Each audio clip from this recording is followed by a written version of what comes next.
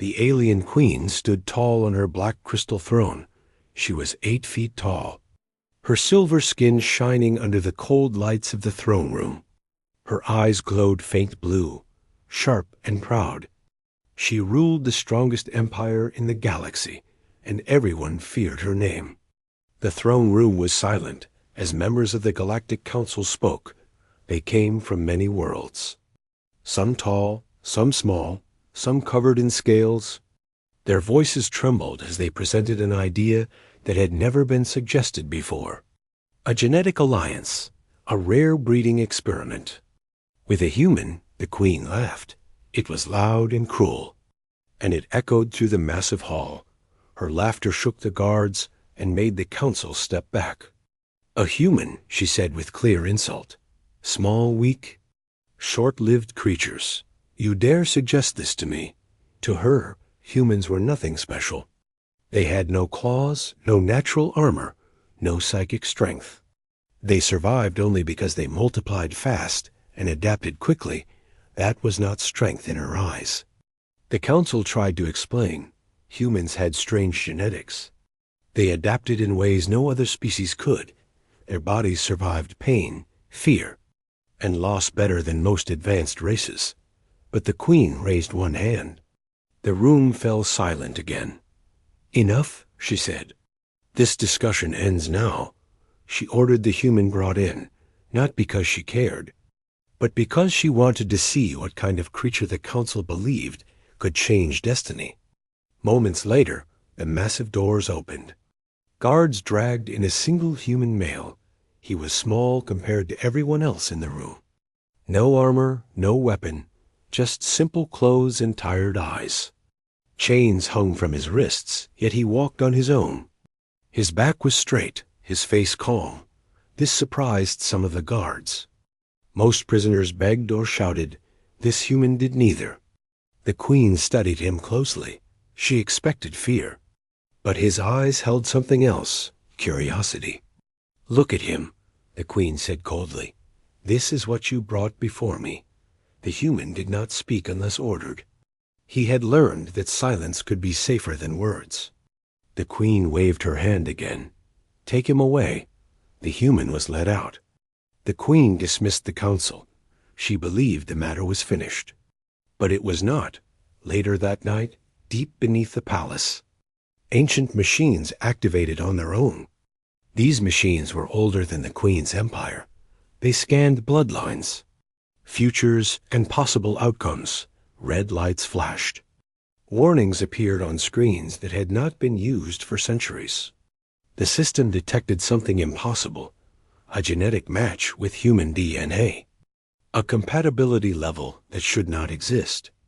Alarms echoed through the palace. Guards rushed through the halls. Scientists were awakened from sleep. The queen was informed immediately. She arrived in the medical chamber with anger in her eyes. What is this disturbance? She demanded. The scientists hesitated. Fear filled the room. No one wanted to speak first. Finally, the lead scientist stepped forward. Our scans show a biological change in your body. The queen's eyes narrowed. Speak clearly, the scientist swallowed. You are pregnant. Silence fell. The words did not make sense. Pregnancy required strict conditions for her species. Rituals, genetics, and royal bloodlines. That is impossible, the queen said slowly. I have followed every law, the scientist continued, his voice shaking. The child is alive, and the genetic source includes human DNA. The queen's world cracked in that moment. Her laughter from earlier echoed in her mind. The insult she had spoken now felt like a curse. She demanded the human be brought back. Guards rushed to obey. When the human stood before her again, he did not smile. He did not celebrate. He simply looked confused. I did nothing, he said honestly. I never touched you. The scientists confirmed it. There was no physical act. The process was triggered by exposure, by genetics responding in ways never seen before. The queen stared at the human, not with hatred, but with fear. Her empire was built on control and strength. And now something beyond her control lived inside her. She ordered the truth sealed. No messages sent, no record shared. The human was placed under guard, not as a prisoner, but not as a guest either.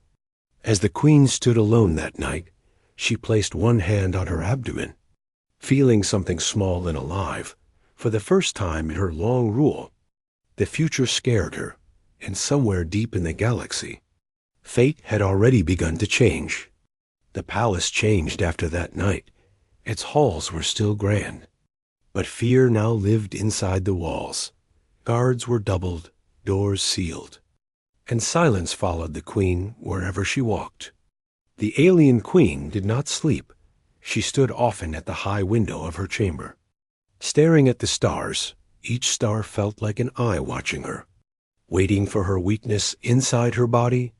The impossible child continued to grow. Every scan shocked the scientists more than the last. The hybrid life was strong, stable, and adapting faster than any known species. This should not survive, one scientist whispered. But it is becoming stronger every cycle. The queen listened without speaking. Her face showed no emotion, but her thoughts were loud and violent. If the galaxy learned the truth, war would follow. Her enemies would see this child as a weapon. Her allies would see it as a threat, and her own people might see it as shame. The human male was kept in a secure wing of the palace. Not in chains, but under constant watch. He was given food, clean clothes, and medical checks, yet he was never told why. He noticed the change quickly. Guards treated him with caution now. Not cruelty. Some looked at him with fear, others with curiosity one day. The queen ordered him brought to her private chamber. No council, no guards inside. Only the queen, the human, and silence. She studied him again, more closely than before. His body was weak compared to hers, his skin soft, his bones thin. Yet he stood straight. His hands did not shake. "You are the source of this chaos," the queen said, her voice calm but sharp. "I do not understand how the human replied honestly, but I am not afraid of you." That sentence shocked her, not because it was brave, but because it was true. Most beings feared her power. This human did not deny it. He simply did not bow to it. The queen felt something dangerous rise inside her. Not anger, but doubt. She dismissed him quickly. She could not allow weakness to grow in her mind. Meanwhile, the scientists made a terrifying discovery. The child was not only adapting, it was communicating. Energy pulses responded to emotional states. When the queen felt calm, the child stabilized. When she felt anger, the systems warned of spikes. "This child is linked to you deeply," the lead scientist said, "emotionally and biologically." That frightened the queen more than any enemy fleet. Then the first leak happened. A small transmission escaped the palace network, a fragment of data, enough to raise questions across the galaxy. Sensors picked up unusual signals. Ancient races took notice. They remembered old prophecies. Stories of a bridge between species, whispers spread quietly. The queen carries something new. A human shadow touches her bloodline. The queen received an emergency report. Multiple empires were increasing fleet movement near her borders. Officially, it was called a training exercise. But she knew better. She summoned her generals. Strong warriors bred for loyalty and war. "If war comes," she said, "we will stand ready." But inside, she knew war would not be like the old ones. This time, the battlefield was her own body. That night, assassins tried to enter the palace. Silent, precise, professional. They were not there to kill the queen. They were there to steal the child. Alarms erupted. Guards fought in the shadows. Blades met plasma. The queen arrived at the medical wing herself. Her presence alone crushed the attackers. When the last assassin fell, she realized something important. The galaxy already knew enough to act. she ordered the human brought to safety. Not because he was important to her, but because he was important to the child. The human noticed her tension. "You are afraid," he said quietly. The queen did not deny it. "This child has changed everything," she replied. "For us both," the human answered. That night, the queen placed her hand over the growing life again. For the first time, she did not feel only fear. She felt responsibility. The secret was no longer safe, and soon, the galaxy would demand a choice. The queen increased security across the palace. Energy shields wrapped the upper towers. No ship entered or left without her command. The Empire believed this was strength, but the queen knew it was fear. The human male was moved to a hidden section of the palace, a place once used for royal guests long forgotten. He was not locked in chains, yet he could not leave each day. Medical teams checked him. They took blood samples, scanned his brain, tested his reactions. He endured it all in silence, not because he was weak, but because he understood survival. The queen watched these sessions from behind a shielded wall. She did not speak to him, but she listened. Scientists argued constantly. Some wanted to study the human more deeply. Others wanted him removed, erased. "The child is adapting too fast," one said. "It is learning from both sides." The queen ended the debate with a single order. "No harm will come to him." That decision shocked the court. Never before had a human been protected by royal command. One evening, the queen entered the human's chamber alone. No armor, no weapons. The human looked up, surprised. "You came without guards," he said. "I do not need them here," the queen replied. She asked him questions, simple ones about Earth, about his family, about fear. He spoke of small cities, blue skies, and ordinary people, not heroes, just survivors. The queen struggled to understand. Humans lived short lives, yet they cared deeply about moments that seemed meaningless. "Why do you endure so much?" she asked. "Your kind suffers more than most," the human answered calmly. "Because giving up ends everything." That answer stayed with her. Days passed. The child inside the queen grew rapidly. Its presence was felt in the energy systems of the palace. Then came the vision. The queen collapsed during a council meeting. Energy surged through the chamber. Guards panicked. In her mind, the queen saw fire and stars. A child standing between two armies, human ships and alien war fleets frozen in silence.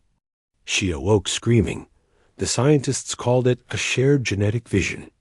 "The child is seeing the future," one whispered. Fear spread like poison. The queen demanded the human be brought to her immediately. She told him of the vision. He listened without disbelief. "If this future is real," he said, "then the child needs both sides to survive." Those words changed everything. Across the galaxy, fleets began to move openly now. No more hiding behind exercises. Messages arrived from rival empires. Hand over the human. End the experiment or face extinction. The queen crushed one of the message devices in her hand. War was coming. That night, an attempt was made on the human's life. Not from outside forces, but from within the palace. A general loyal only to tradition attacked. Believing the human was corruption, the human had no weapon, no armor. He survived by thinking fast, by using the environment, by refusing to panic when guards arrived. The attacker was dead. The queen arrived moments later. She looked at the human, not as a cause of disaster, but as proof. Humans survived because they adapted. She made a choice that night, a choice that would define her rule. She stood before her court the next day and spoke words never spoken before. "This child is not a mistake. It is the future." Shock rippled through the empire. The queen declared the human under royal protection, an act of defiance against the galaxy itself. As she returned to her chamber, she felt the child respond, calmer, stronger. The queen knew one truth now. This human had already changed her, and the galaxy would never forgive her for it. The Queen's declaration spread across the Empire within hours. Shock turned into fear. Fear turned into anger. Many could accept war, but not change. Across distant star systems, messages were decoded and replayed. The alien queen had confirmed the rumors. A human tied to her bloodline, a child that should not exist. For ancient empires, this was not politics. It was an existential threat. Fleet after fleet began to move. Massive warships darkened the space near her borders. Not attacking yet, only waiting for weakness inside the palace. Tension reached breaking point. Generals argued openly now. Some demanded the human be executed. Others wanted the child removed by force. "The galaxy will burn for this mistake," one general said. The Queen stood unmoving. "If the galaxy burns," she replied, "it will burn knowing we did not kneel." That night, riots broke out in lower city levels. Citizens confused by fear and lies took to the streets. Human sympathizers were attacked. Royal symbols were burned. The Empire was cracking from inside. The human watched this from a secure chamber. He saw the chaos through surveillance feeds. For the first time, guilt weighed heavy on him. "This is my fault," he said quietly. The Queen stood beside him. "No," she answered. "This is fear showing its true face." She did not leave him alone anymore. Not because of trust, but because separation felt dangerous. Scientists then brought devastating news. The child was accelerating its growth, preparing for something. "We believe the child senses incoming conflict," the lead scientist said. "It is adapting for survival." That terrified everyone. A message arrived from the Galactic Union, a final ultimatum: hand over the human. Terminate the hybrid life, or face total annihilation. The Queen read it once, then destroyed it. She activated the ancient defense network. Weapons older than recorded history came online. The palace itself became a fortress, but strength alone could not solve this. The human approached her with a dangerous idea. "What if they see me not as a threat?" he said. But as proof, the Queen understood his meaning immediately, and rejected it just as fast. "You will not surrender yourself," she said. "I will not trade you for peace." Before he could answer, the first shots were fired. An enemy strike group crossed into Imperial space. Not a full invasion, a test. The Queen ordered a limited response. Her fleets moved with perfect discipline. The stars lit up with silent explosions. The Empire won the first clash. But victory felt hollow, because everyone knew this was only the beginning. During the battle, the Queen felt sharp pain. The child reacted violently to the destruction. Energy readings spiked beyond control.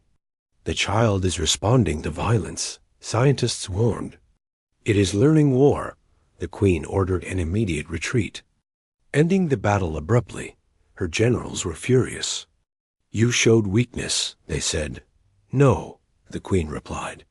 "I showed restraint." That word meant nothing to warriors, but it meant everything to a mother. That night, the Queen experienced another vision. Stronger than before, she saw the child older, standing before the galaxy, not ruling through fear, but forcing peace through understanding. She woke with tears on her face. The human witnessed it. He did not speak. He simply stayed. Then betrayal struck. A trusted general disabled part of the palace shield, opening a narrow path. Enemy commandos breached the inner city. Their target was clear: the Queen, the child. And the human, alarm screamed, guards fought desperately. The Queen grabbed the human's arm. "Stay close," she ordered, as explosions shook the palace. The Queen realized the truth. The galaxy would never stop hunting the child. Not until a choice was made, and whatever choice she made next would decide the fate of every species. The palace was burning, not fully, but enough to spread fear. Smoke filled the lower halls.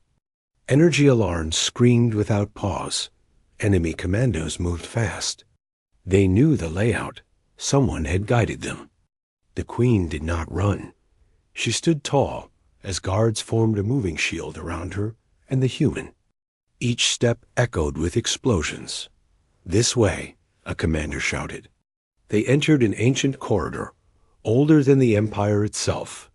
Walls carved with symbols of forgotten wars. The humans struggled to keep up, not from fear, but from exhaustion. The queen noticed. She slowed her pace, an unthinkable act for a ruler known for crushing weakness. Behind them, a blast tore the hall apart. Debris fell, screams followed. The queen felt pain surge through her body. The child reacted again. Energy waves rolled outward, shattering lights and weapons alike.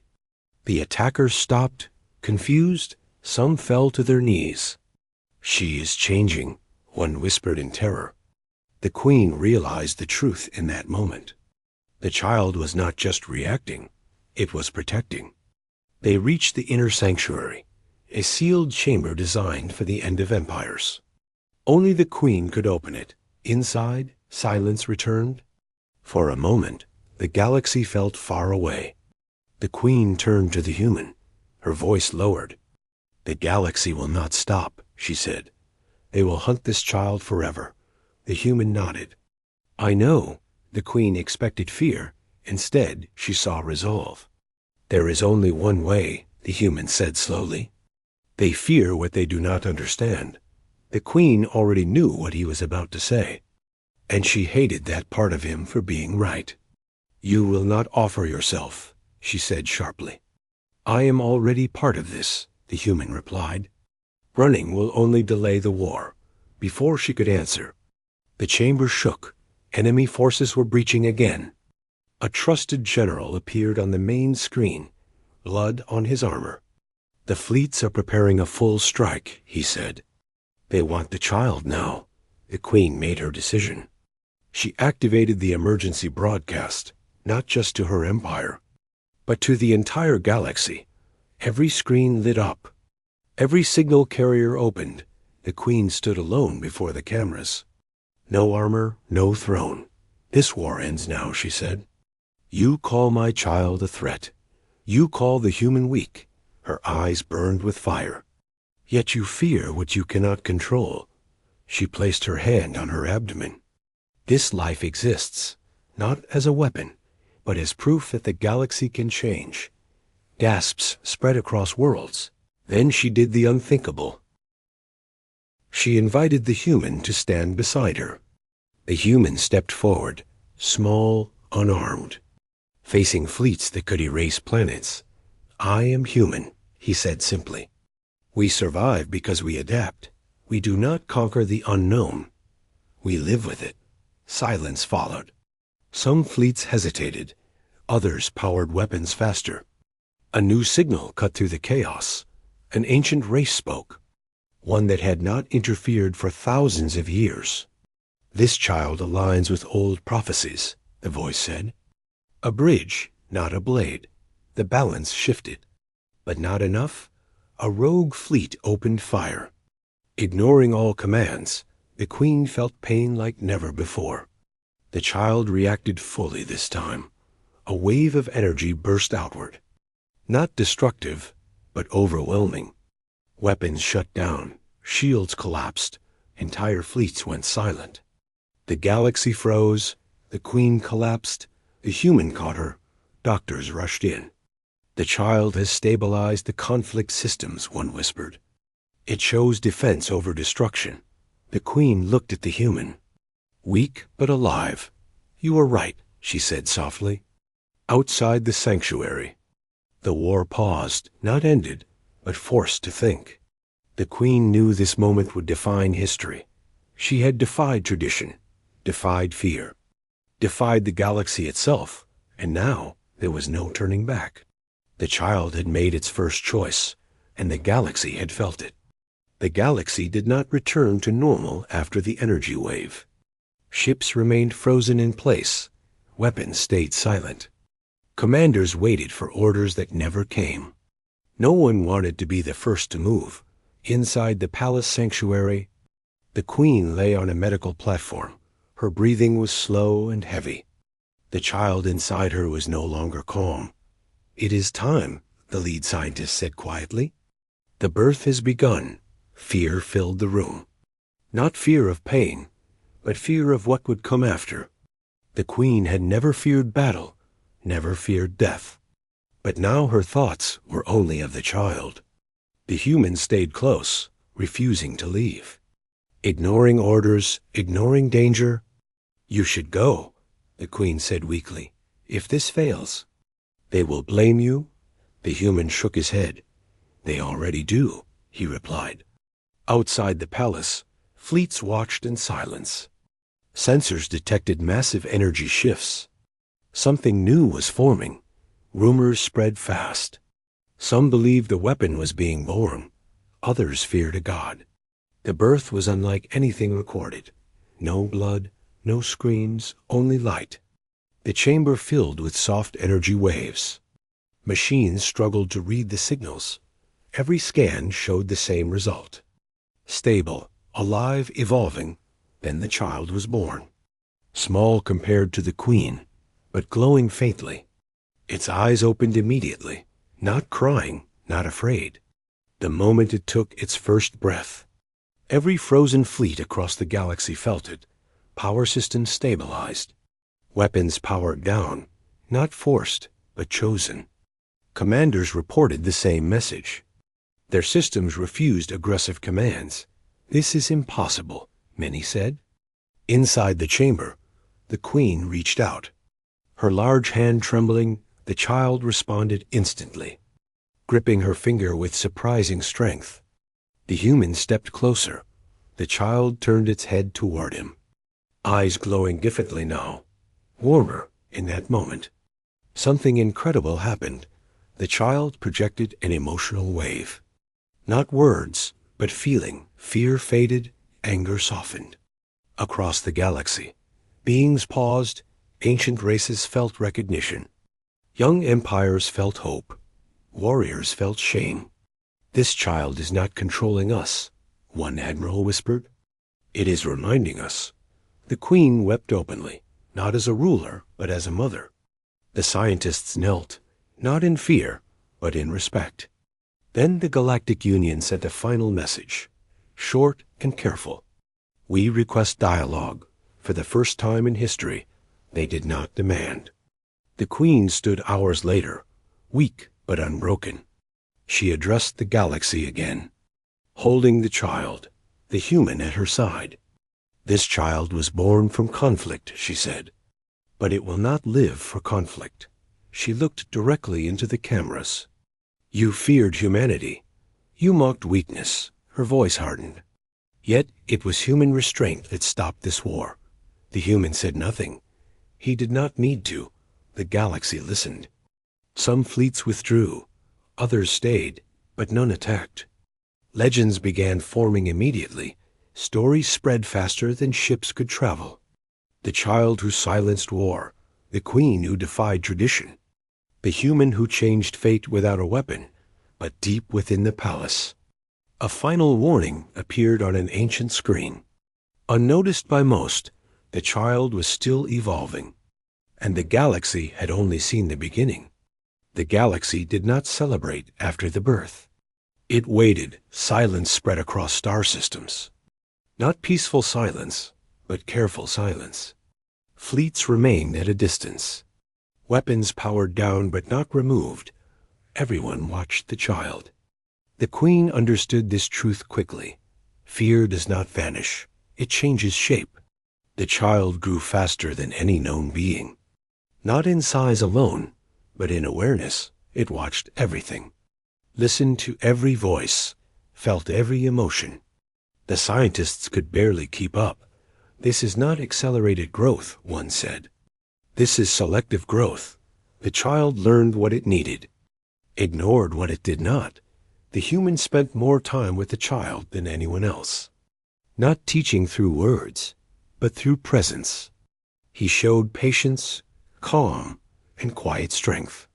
The queen watched them often, an 8-foot ruler and a fragile human beside a being that could change reality. That image spread across the galaxy, and it terrified many leaders. A secret alliance formed in the shadows, old enemies united by one belief: the child must not be allowed to mature. They planned carefully, silently, patiently. The attack came without warning, not fleets, not armies, but a single weapon, a star-killing device, hidden within a diplomatic ship. A betrayal disguised as peace. The queen felt it instantly. A sharp pain, a warning from the child. She ordered evacuation protocols. But she knew they would not be fast enough. The human realized something first. They are afraid of the future, he said. Not the child. He stepped forward, toward the observation chamber, toward the weapon's target path. You cannot stop a star killer, the queen said, her voice shaking for the first time. I do not need to stop it, the human replied. I need to remind them, the child reacted. Energy wrapped around the human, not as armor, but as connection. Across the galaxy, minds linked briefly, leaders, soldiers, civilians. All felt the same memory, human history. Pain, loss, endurance, worlds burned, yet humans rebuilt. Empires fell, yet humans adapted. They did not rule through fear. They survived through hope, the weapon powered down. Not destroyed, abandoned, the conspirators panicked. Their alliance collapsed instantly. Exposed by their own fear, the galaxy understood the truth. This child did not force peace. It revealed consequences years past. The child matured into a symbol, not a ruler, not a god, a bridge. Humans were invited into councils once closed forever, not because of power, but because of perspective. The queen stepped down from endless war. She ruled differently now, with strength guided by restraint. The human remained what he always was. Human, no throne, no crown, just presence. In the final vision the queen received, she saw the future clearly, a galaxy still dangerous, still flawed, but no longer blind. She remembered her laughter in the throne room, and felt no shame, only understanding. Humans were never weak. They were the proof that survival does not require domination, only the courage to endure, and the galaxy would never forget that lesson.